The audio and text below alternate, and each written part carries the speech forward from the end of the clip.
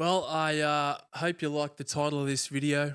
Now, the reason I've chosen this title is because, and I'll explain how it relates to my mission and then the sort of things that I'm preaching and I talk about. But I see a lot of stuff, particularly on LinkedIn, podcasts, conversations about leadership, authentic leadership, be your authentic self, that type of stuff. And there's a huge argument to be had, not by me, about the disingenuous nature of the term authentic, right? And the argument is if you have to say you're authentic, then you're probably not authentic. And I'm totally fine. I get it. People talk about it. They discuss what it really means and how it's relevant to leadership and it's very important, et cetera, et cetera. And it is, and that's true.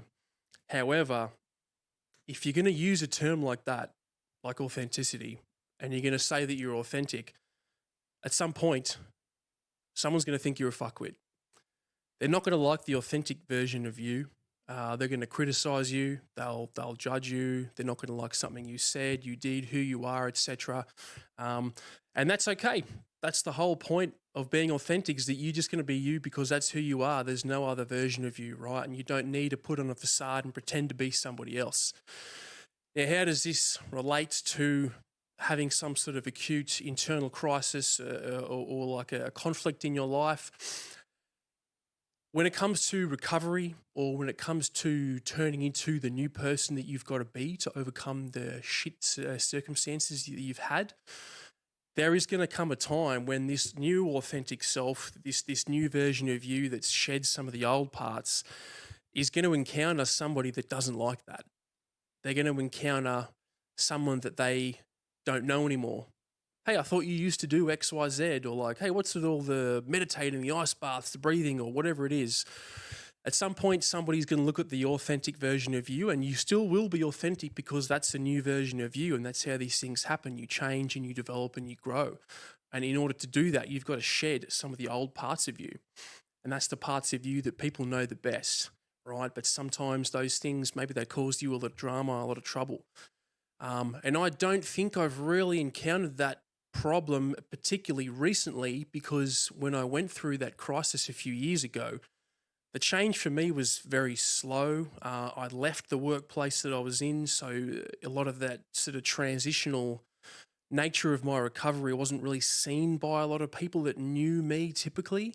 But the people that did, they accepted it fairly well, right? I think I've had the luxury of being able to communicate quite well what I'm going through, articulate why I do things.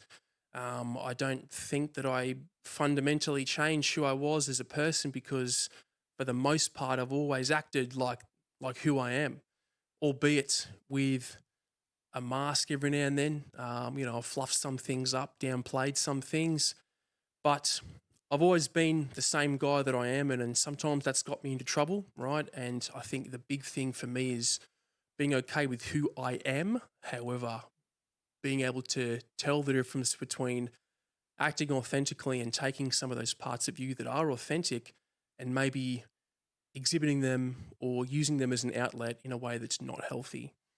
And that's where that authenticity part comes from, right? You're still being you, you're the same person, but maybe there are things that you've got to change. Maybe there are mechanisms, modalities that you need to shift that are healthier, that are still going to be conducive to you being the authentic person that you are. So like I said, at some point, you being you is going to be contrary to what somebody thinks you are. You're going to put something out there in public, and they're going to think you're a fuckwit. They're not going to like you. And you've got to get comfortable with that fact, particularly as you go through the crucible of that recovery period.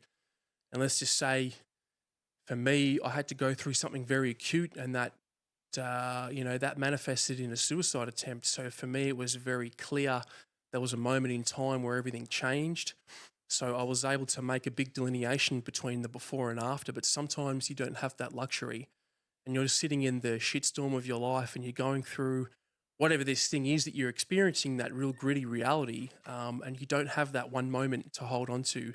So your change is very slow, or maybe you've just decided and nobody else can see what that catalyst is, but to you it's very clear. Hey, 23rd of March 2018 is the day I decided to be the new person or do X, Y, Z, right? So be okay with being the authentic version of you and other people not liking it, and that includes the people who've known you for a long time.